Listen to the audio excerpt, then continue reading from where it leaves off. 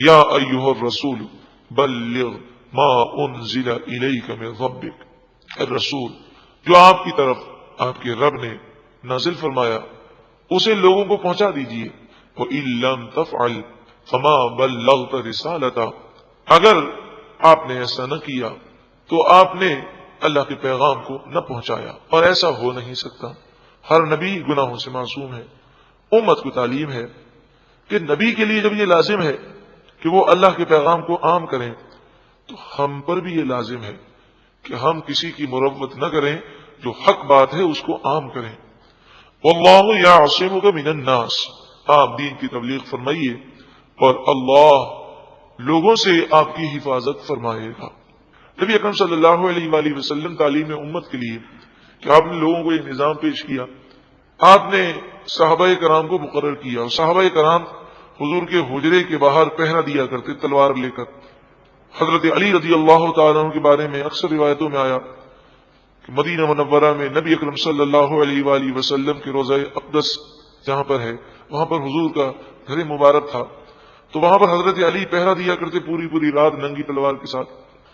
صحابہ کرام علیہم رضوان یہ کرتے رہے اور نبی اکرم صلی اللہ علیہ وآلہ وسلم نے منع بھی نہیں کیا، کیونکہ اسلام دین فطرت ہے اور اسلام میں ہوائی فضائی باتیں نہیں ہیں بلکہ بنیادی باتیں ہیں.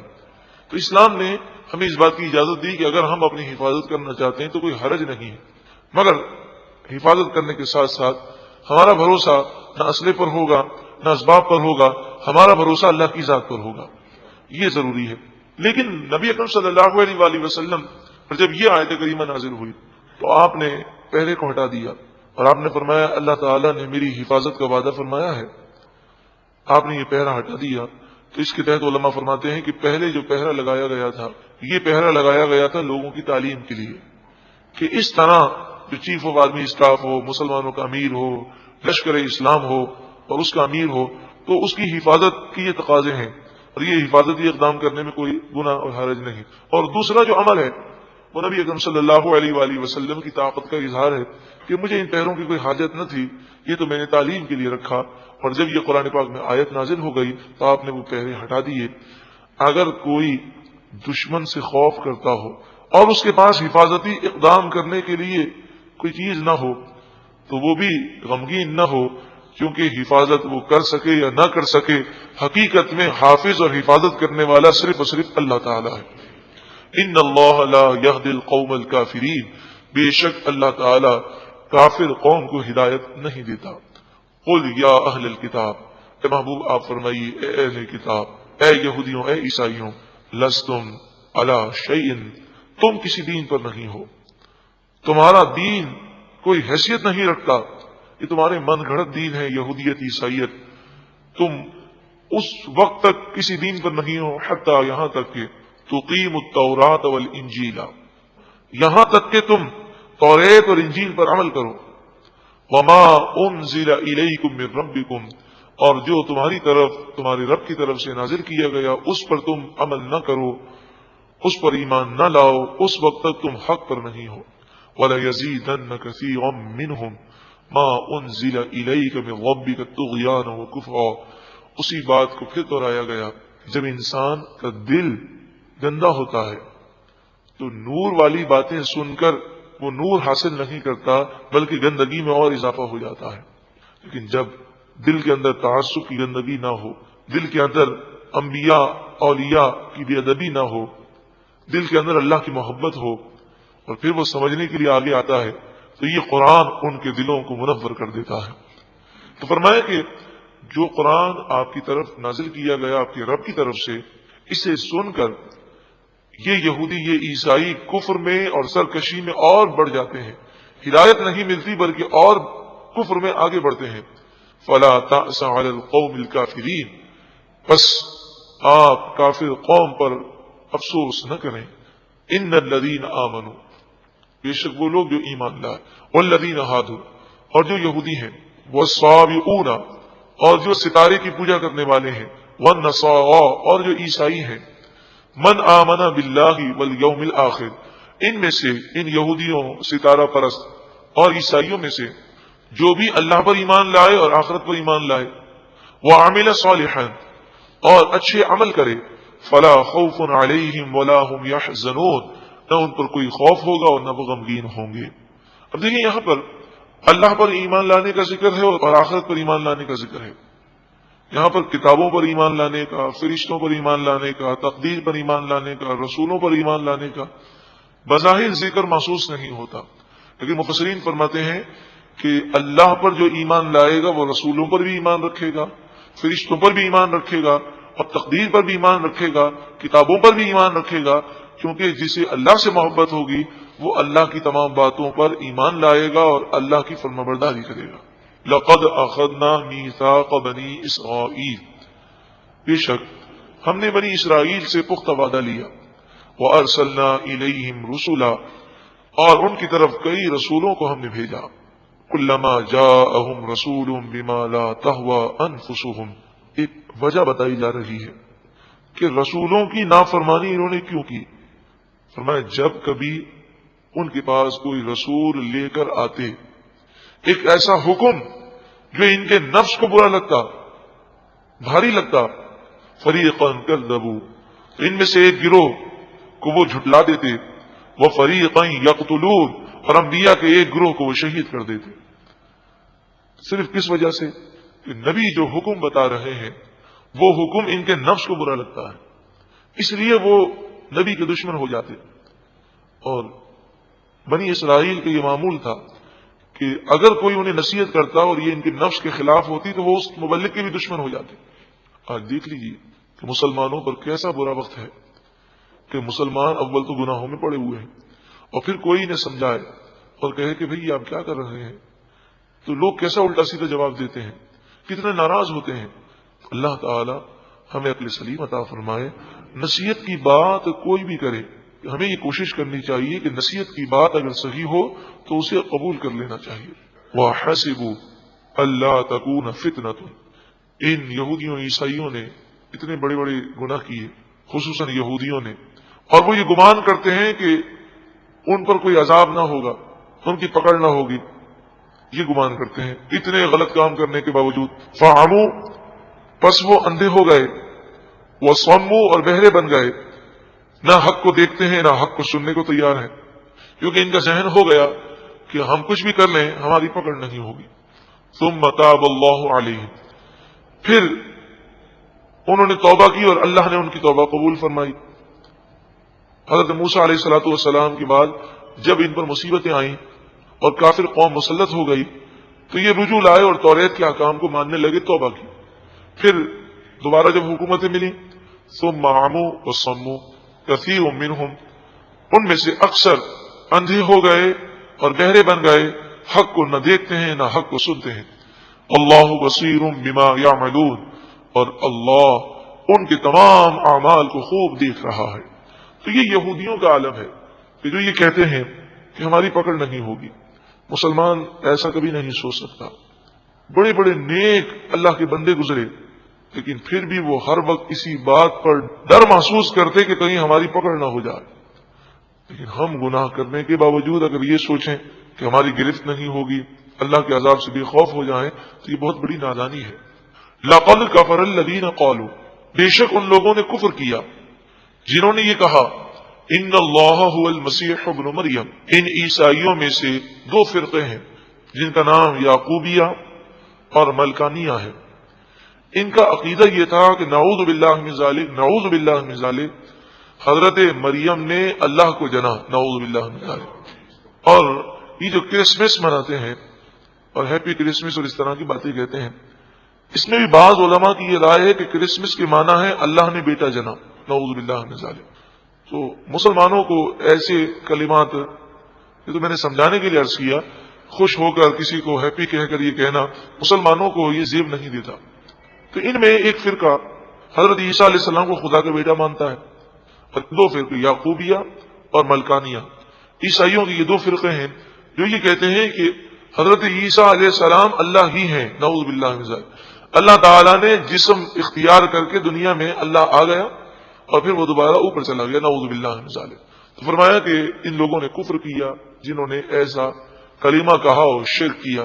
وقال المسیح، حالانکہ حضرت مسیح عیسیٰ ابن مریم نے تو یہ فرمایا لوگوں سے، یا بنی اسرائیل اعبدوا اللہ، اے بنی اسرائیل اللہ کی عبادت کرو، ربی جو میرا رب ہے، اور ربکم اور تمہارا رب ہے، اور تم مجھے خدا سمجھو گے، اللہ سمجھو گے، تو یہ تو شرک ہے، اور جو شرک کرتا ہے وہ ہمیشہ جہنم میں رہے گا اگر توبہ کے بغیر مر گیا۔ انہ من یشرک باللہ، اور جس نے اللہ کے ساتھ شریک ٹھہرایا کسی کو، مد مقابل ٹھہرا لیا، فقد حرم اللہ علیہ الجنہ، پس بے شک اللہ نے اس پر جنت کو حرام کر دیا، ومأواہ النار، اور اس کا ٹھکانہ جہنم ہے، جنت حرام، جہنم اس کا ٹھکانہ، وما للظالمین من انصار، اور ظالموں کا کوئی مددگار نہ ہوگا۔ شرک کی حقیقت کیا ہے، کون سی چیزیں شرک ہیں، اس کی تفصیل جاننے کے لیے آپ یہ کیسٹ ضرور سماعت کیجئے، شرک کی حقیقت، اور ہو سکے تو اس کتاب کا مطالعہ کیجئے، معیار ہدایت۔ لقد کفر الذین قالوا ان اللہ ثالث ثلاثہ، عیسائیوں کے دو اور فرقے ہیں، ان میں سے ایک فرقے کا نام ہے مرقوسیہ اور نستوریہ، یہ دو فرقے ہیں۔ اللہ تعالی کے متعلق وہ کلام یہ کرتے ہیں کہ خدا تین ہے، نعوذ باللہ من ذالک۔ اب اس میں اختلاف ان کا اور ہے، بعض کہتے ہیں حضرت مریم، حضرت عیسیٰ اور اللہ یہ تین خدا ہیں، اور بعض کہتے ہیں کہ حضرت عیسیٰ، حضرت روح الامین جبریل امین اور اللہ یہ تین خدا ہیں، اور بعض یہ کہتے ہیں کہ یہ تین خدا ہیں لیکن تین مل کر ایک ہی ہیں، یہ تین نہیں ہے، یہ تین نعوذ باللہ من ذالک ایک ہی خدا کے ٹکڑے ہیں، نعوذ باللہ من ذالک، اور یہ تینوں پھر مل گئے اور ایک ہی خدا بن گیا، نعوذ باللہ من ذالک۔ تو اس طرح کے بکواس اور اس طرح کے کفریہ کلمات اور شرکیہ کلمات عیسائیوں میں عام ہیں۔ اب آپ مجھے بتائیے کہ جو ایسی بات کہے وہ اللہ کے بارے میں کتنی غلط بات کہتا ہے، تو کیا ہماری دلی محبت اس کے لیے ہو سکتی ہے؟ ہرگز نہیں ہو سکتی۔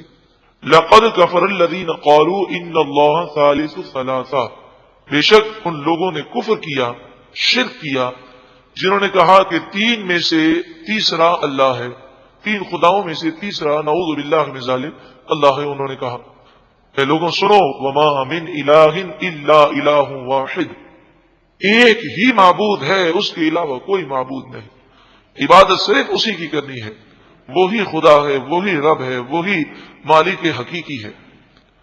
وَإِن لَّمْ يَنْتَهُوا عَمَّا يَقُولُونَ، جو باتیں وہ کہتے ہیں ان کفریہ اور شرکیہ باتوں سے یہ عیسائی باز نہ آئے تو کیا ہوگا؟ لَيَمَسَّنَّ الَّذِينَ كَفَرُوا مِنْهُمْ عَذَابٌ أَلِيمٌ، تو ان کافروں کو دردناک عذاب ضرور بضرور پہنچے گا۔ افلا یتوبون الی اللہ، بس کیوں وہ اللہ کی طرف رجوع نہیں لاتے، ویستغفرون، اور وہ کیوں اللہ سے معافی نہیں مانگتے، واللہ غفور الرحیم، حالانکہ اللہ بخشنے والا مہربان ہے۔ قرآن مجید فرقان حمید پکار رہا ہے کہ لوگ اللہ کی بارگاہ میں رجوع کیوں نہیں لاتے، اللہ سے معافی کیوں نہیں مانگتے۔ اے پروردگار، ہم نے تیرے پیارے کلام میں یہ کلام سنا، ہم تیری بارگاہ میں رجوع لاتے ہیں اور اپنے تمام صغیرہ و کبیرہ گناہوں سے جو جان کر ہوئے، جو انجان میں ہوئے، ان سے سچی پکی توبہ کرتے ہیں۔ یا اللہ ہماری توبہ قبول فرما اور آئندہ ہمیں گناہوں سے بچنے کی توفیق عطا فرما۔ یقیناً جو سچی پکی توبہ کر لیتا ہے اس پر یہ کرم ہوتا ہے کہ وہ گناہوں سے ایسا پاک ہو جاتا ہے جیسے آج ہی وہ دنیا میں آیا ہے۔ اللہ ہمیں سچی پکی توبہ نصیب فرمائے۔ لیکن سچی پکی توبہ کے لیے علم کی ضرورت ہے، پہلے یہ پتا ہو کہ کون کون سی چیزیں گناہ ہیں، کیونکہ اکثر مسلمانوں کو تو یہی نہیں پتا کہ کون سی چیزیں گناہ ہیں، تو وہ گناہ کو بھی بسا اوقات ثواب سمجھ کے کر لیتے ہیں، یا ثواب نہیں سمجھتے تو برا نہیں سمجھتے۔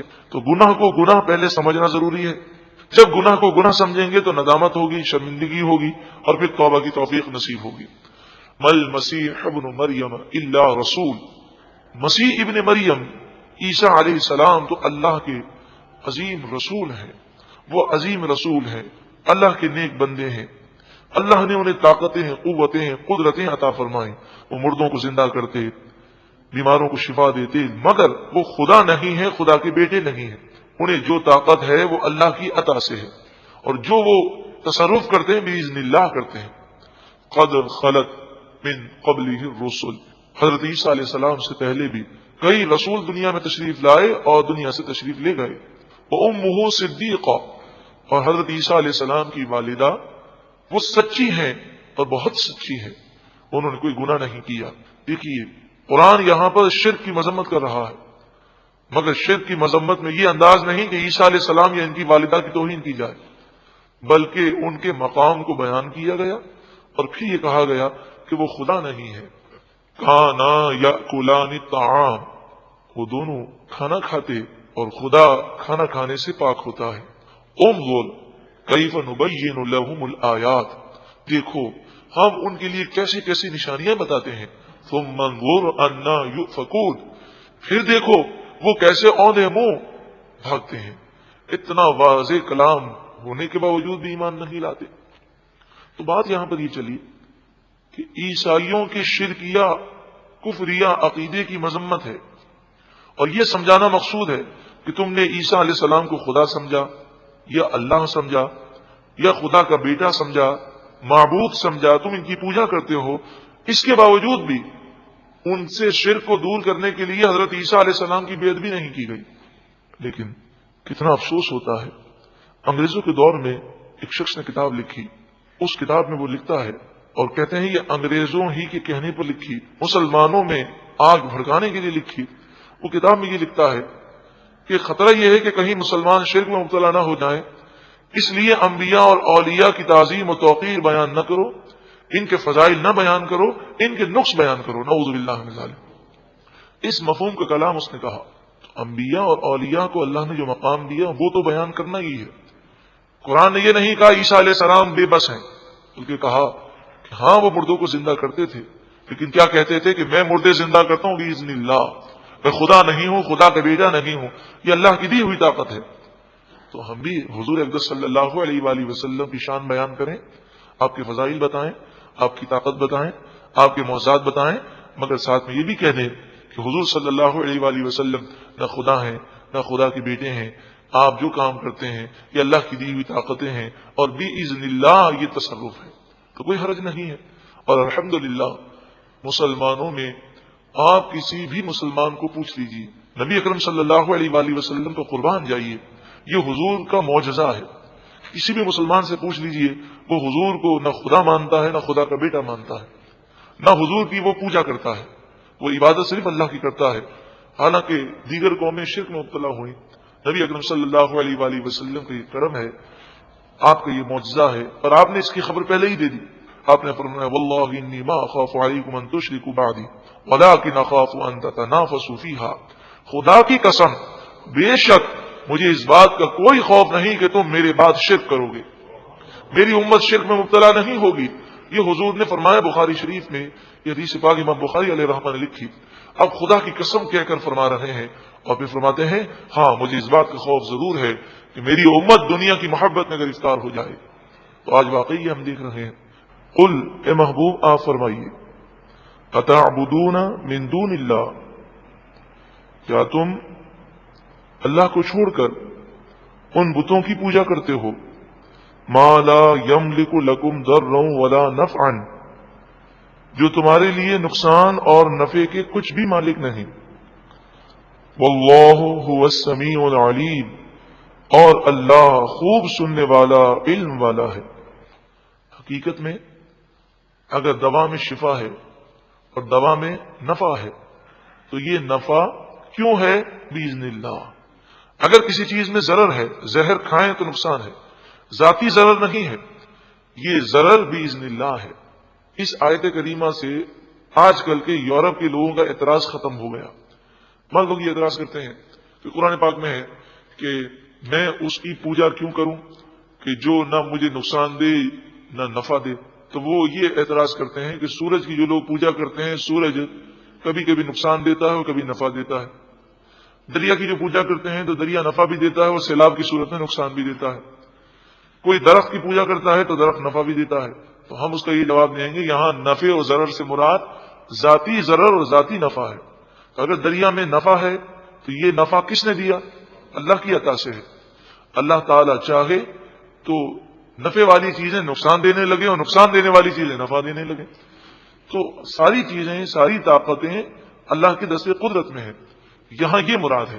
اس طرح ان کے اس اعتراض کا جواب ہو گیا کہ ہم اللہ کے سوا کسی اور کی پوجا کر ہی نہیں سکتے، کہ ذاتی طاقتیں، ذاتی قدرتیں اور حقیقی مالک تو وہی ہے صرف۔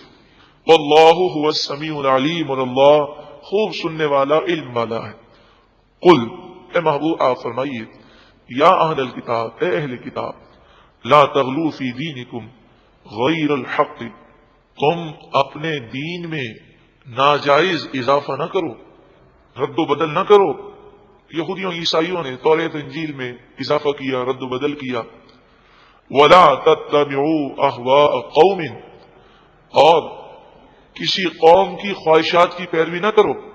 وہاں کیا ہوتا، وہاں دیکھتے کہ لوگ کیا چاہ رہے ہیں، حالات کیسے ہیں، تو وہ انجیل کو چینج کر دیتے۔ آج بھی ان کا پوپ عیسائیوں میں یہ مشہور و معروف بات ہے کہ ہر 100 سال کے بعد وہ بائبل میں رد و بدل کرتا ہے۔ وہ کہتے ہیں حالات کے تقاضے ہیں، ضرورت اس بات کی ہے، اور ہم مسلمان ہیں، ہمارا یہ عقیدہ ہے کہ قرآن شریعت تا قیامت رہنے والی ہے، اس میں کیسے بھی حالات ہو، اس میں رد و بدل نہیں ہوگا، اس کے بنیادی جو اصول ہیں وہ اسی طرح رہیں گے۔ قد ضلوا من قبل، وہ قوم اس سے پہلے گمراہ ہو چکی، وَأَضَلُّوا كَثِيرًا، اور بہت ساروں کو انہوں نے گمراہ کیا، وَضَلُّوا عَنْ سَوَاءِ السَّبِيلِ، اور وہ سیدھے راستے سے ہٹ گئے۔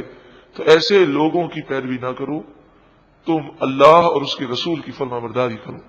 یہاں پر بھی لوگوں کی خواہشات پر چلنے سے منع کیا گیا، بس وہی درس پھر دیا جا رہا ہے۔ یہ تصور نہ کرو لوگ کیا کہیں گے، بلکہ یہ فکر کرو کہ اللہ اور اس کے رسول کا حکم کیا ہے۔